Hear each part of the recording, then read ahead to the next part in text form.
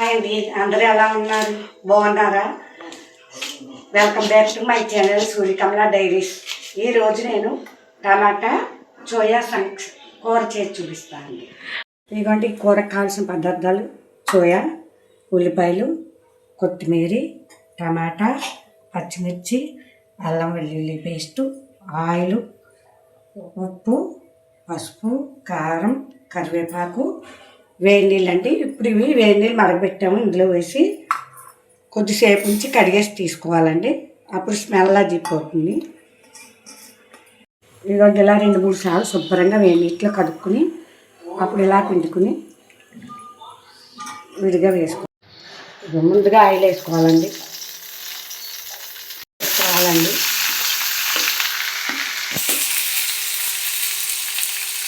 పచ్చిమిర్చి,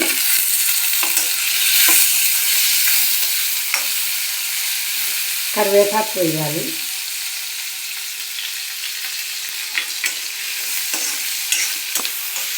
ఇవి వేగైతే ఇలాగా అల్లం వెల్లుల్లి పేస్ట్ వేయాలండి. వేసి బాగా వేయించుకోవాలి, పచ్చివాసన పోయేదాకా. టమాటా వేయాలి. టమాటా వేసిన తర్వాత ఉప్పు, పసుపు వేస్తే మగ్గుతాయండి. ఉప్పు, పసుపు వేస్తే బాగా మగ్గుతుంది కూర. టమాటాలు వేసి బాగా మెత్తగా ఇలా మూత పెట్టి మగ్గించుకోవాలండి. ఇప్పుడు మూత తీసుకుని ఇదిగో ఇలా మగ్గిందండి, బాగా మగ్గింది. ఇప్పుడు ఈ సోయా వేసుకోవాలి. వేసుకుని కారం మనం తగినంత కారం వేసుకున్నాం. కారం తగినంత వేసుకోవాలని, సరిపోతుంది అది.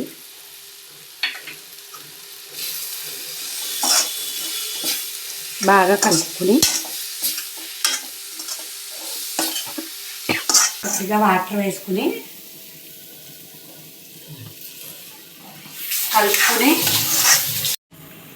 ఇప్పుడు ధనియాల పొడి వేసుకోవాలి. ధనియాల పొడి, జీలకర్ర పొడి వేసుకొని బాగా కలుపుకొని మూత పెట్టుకుని మగ్గించుకోవాలి. ఇదిగోండి మూత తీసాను. కూర ఎలా ఉడికిపోయింది. ఇప్పుడు అయిపోయింది కూర. కొత్తిమీర వేసుకుని తీసేసుకోవడమే, కలుపుకొని.